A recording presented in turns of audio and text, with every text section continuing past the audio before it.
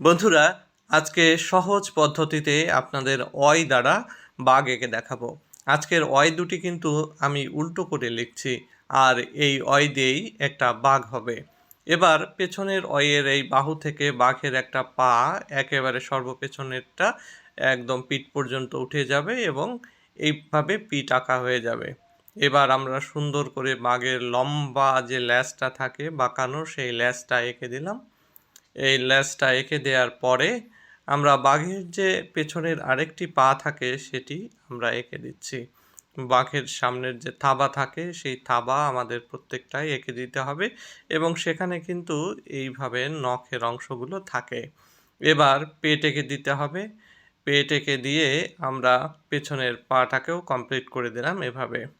এবার আমরা বাঘের গায়ের কিছু ডোরাকাটা দাগ দিয়ে দিচ্ছি। বাঘের গায়ে কিন্তু অনেকগুলো ডোরাকাটা দাগ বা কালো দাগ থাকে, যে দাগগুলো আমরা ডোরা দাগ বলে থাকি বা ডোরা কাটা।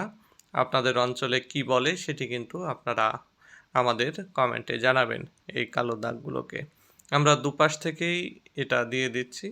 এরপরে আমরা সামনের একটা পা এভাবে এঁকে দিলাম, ভাঁজ করা যে পাটি রয়েছে। এরপরে আমরা আরও একটি পা এঁকে দিব সামনের। এখানে বাঘের থাবাটা কিন্তু ভালোভাবে আমাদের দিয়ে দিতে হবে। এরপরে নখগুলো দিয়ে দিতে হবে। এবার বাঘের গায়ে আমরা আরও অনেকগুলো কালো দাগ এভাবে দিয়ে দিচ্ছি।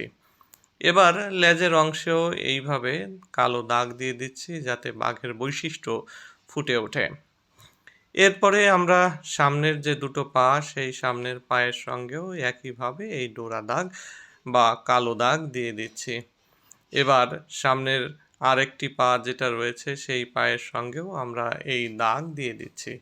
আমরা দাগগুলো একটু তির্যকভাবে দেওয়ার চেষ্টা করছি, কারণ এর মাথা দিকটা একটু সরু করে দিচ্ছি। এটাই তির্যক ভাব। এটা কিন্তু বৈশিষ্ট্যটা বজায় রাখলে বাঘটা দেখতে সুন্দর লাগবে।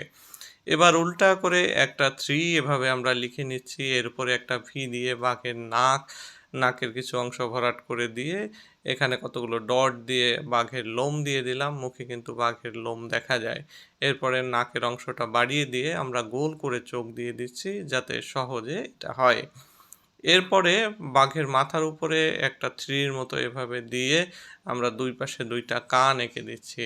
কানে এরকম পরপর দুইটা লাইন দিয়ে মাঝখানে কিছু লোম দিয়ে এবার সাইডে কিছু লোম এরকম দিয়ে আমরা নিচে চোয়াল এঁকে দিব।